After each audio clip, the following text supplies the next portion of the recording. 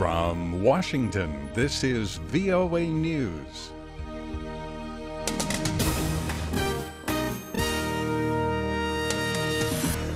I'm David Forrest reporting. More aid to Yemen. U.S. Secretary of State John Kerry is in Saudi Arabia, where he says he will talk about a proposed humanitarian pause in the fighting by the Saudi-led coalition against Houthi rebels in Yemen. During a visit to the Horn of Africa nation Djibouti, Kerry announced $68 million in new U.S. aid to Yemen. A court in Afghanistan has sentenced 4 men to death for the mob killing of a 27-year-old woman in March. The men were part of a group of 49 people put on trial in connection with the assault, including 19 police officers accused of either failing to stop the attack or taking part in it themselves. French investigators say the co-pilot who deliberately brought down a Germanwings airliner in the French Alps in March apparently practiced such a controlled descent during an earlier flight the same day. The settings for selected altitude on the autopilot were adjusted several times as the plane descended on the first leg into Barcelona. Investigators say co-pilot Andreas Lubitz was alone in the cockpit, which was the problem, according to Pilots Association spokesman Marcus Wall. If this would have happened when a second pilot would sit next to him, he would of course have said, well, actually, what are you doing there? And they would have discussed that. 150 people died when Lubitz flew the plane into a mountain.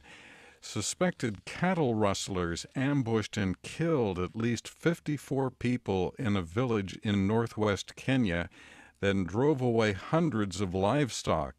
Regional Red Cross officials say about 350 people have been driven from their homes. Police said the attacks began Monday when raiders attacked a Turkana village and stole animals and killed 7 people. Turkana gunmen retaliated. This is VOA News. Israeli Prime Minister Benjamin Netanyahu has met a key deadline to form a coalition government almost 2 months after his ruling Likud party emerged as the strongest faction in parliamentary elections. Just an hour before a midnight deadline Wednesday, Mr. Netanyahu reached an agreement with the ultra-nationalist Jewish Home Party to form a coalition. British Prime Minister David Cameron and opposition leader Ed Miliband are making their final appeals to voters ahead of a parliamentary election Thursday.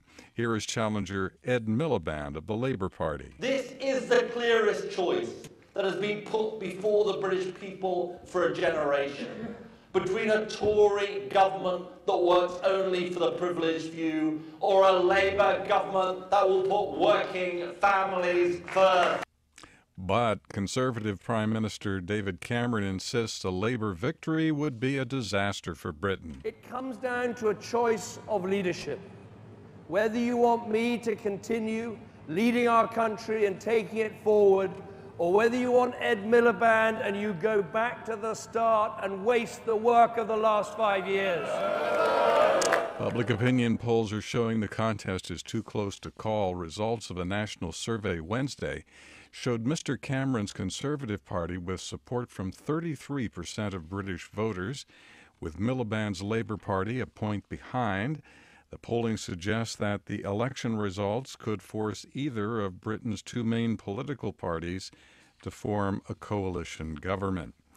The new constitution drafted by Thailand's government is aimed at returning the country to democratic rule, but the draft version is already under criticism.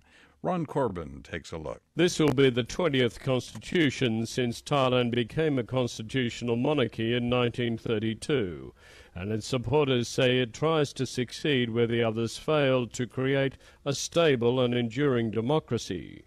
But it has already drawn opposition from the country's 2 major political parties, who say it weakens their influence and will do little to end the political polarization that has divided the country over the past 15 years.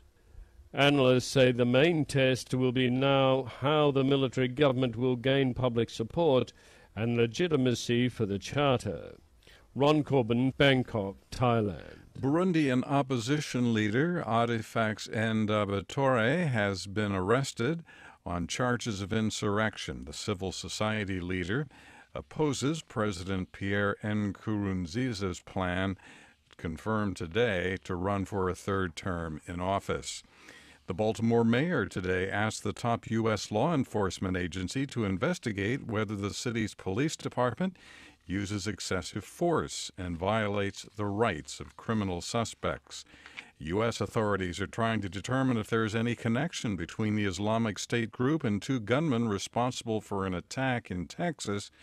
That attack took place at a meeting where cartoonists were drawing pictures of the Prophet Muhammad. That's the latest world news from VOA.